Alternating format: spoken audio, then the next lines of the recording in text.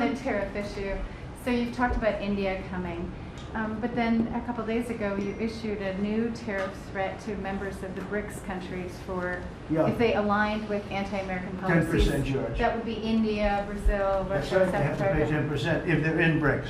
Because Right. BRICS was set up to hurt us. BRICS was set up to degenerate our dollar and take our dollar as the standard, take it off as the standard. And that's okay if they want to play that game, but I can play that game too. So anybody that's in BRICS is getting a 10% charge. Is that immediate, sir, or is Yeah, that pretty soon. if they engage in some behavior?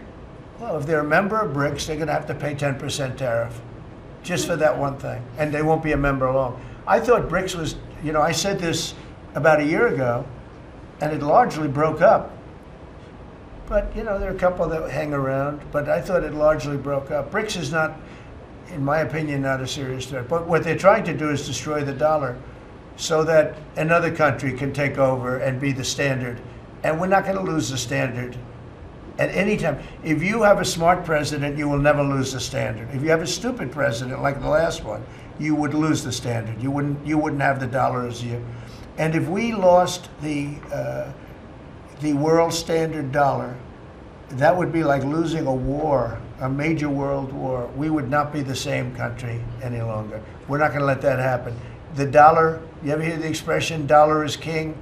The dollar is king. We're going to keep it that way, okay? And I'm just saying, if people want to challenge it, they can, but they're going to have to pay a big price. And I don't think any of them are willing to pay that price. But a simple question is, does that jeopardize? Thank you, Mr. President. Are you optimistic about reaching a tariff deal with the European Union soon? Well, the European Union has been speaking to us, Ursula and the whole group, and they've been very nice. They treated us very badly until recently. Now they're treating us very nicely. It's like a different world, actually. They've treated us very badly. They were among the toughest to deal with. Actually, in many respects, they were much worse than China. Look at what they do to our companies. They sue Apple. They sue Google. 17 billion they got from Apple on a lawsuit that they didn't have a case. They have, judges that are European Union judges.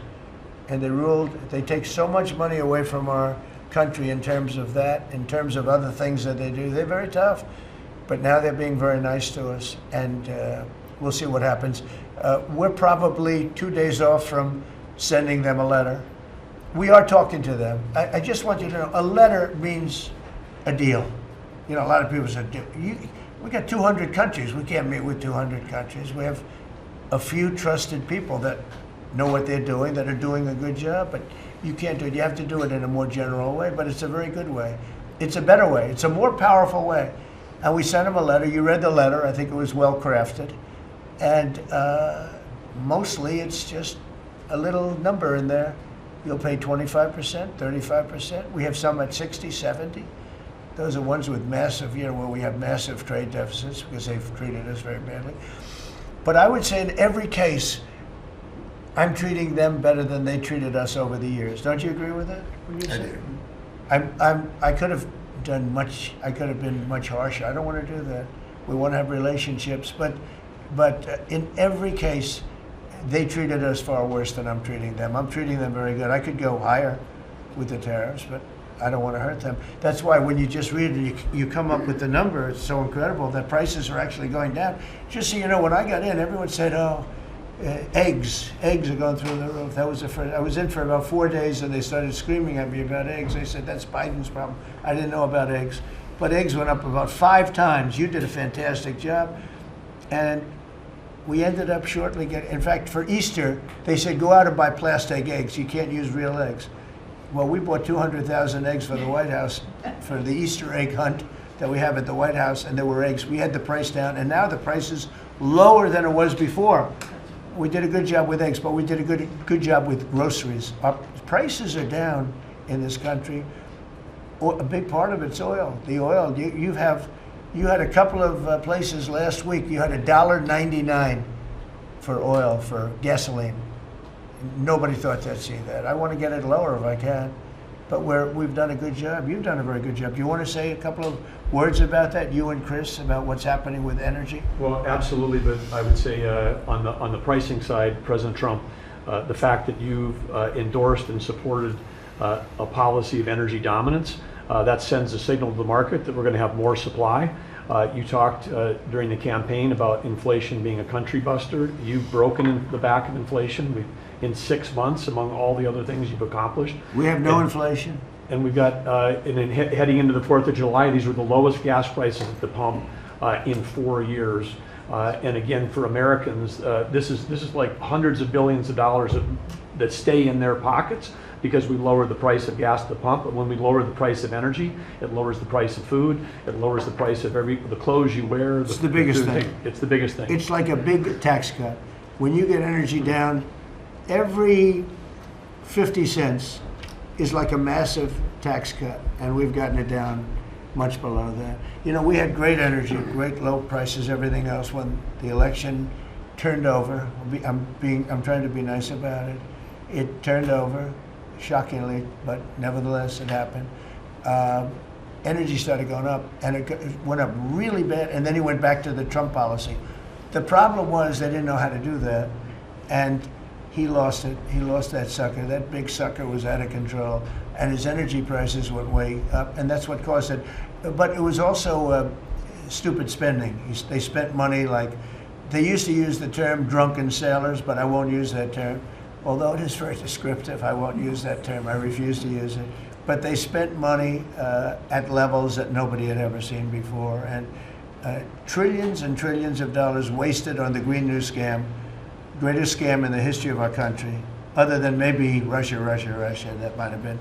But the Green New Scam was the single greatest scam in the history of our country, and continues to be, but it's weakened badly.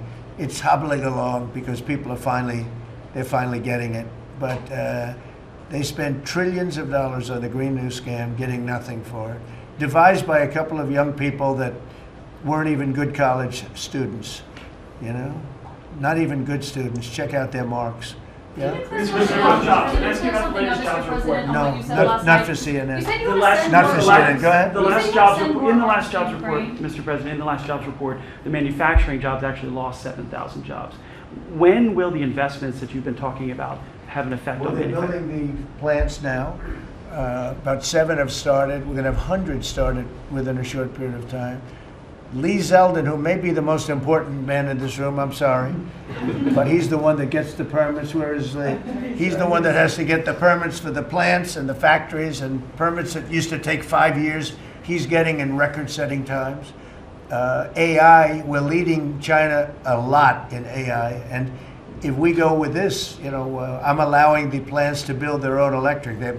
I'm allowing them to become an electric utility, so they can produce their own electricity, because we need double to be successful with AI, which is the biggest thing now. We need double the electricity that we have, which is hard to believe. We need even more than that. And they're building plants with their own electricity substations. They don't have to use the grid. And anything they build extra, they're putting into the grid. So we're supplying the grid with brand new electric sources. And you know, it's funny, when they came to see me, they never even asked for that. I told them about it. The reason they didn't, they thought that was an impossibility. You're not allowed to build your own electric. These are massive investments that are being made in building electricity for their plants. And they're going to have, I think, Doug, a lot of electricity left over. And that electricity is going to be passed into the grid and give us no more, you know, like you look at California. They have blackouts and brownouts every week. They're totally out of control. They have a really incompetent governor.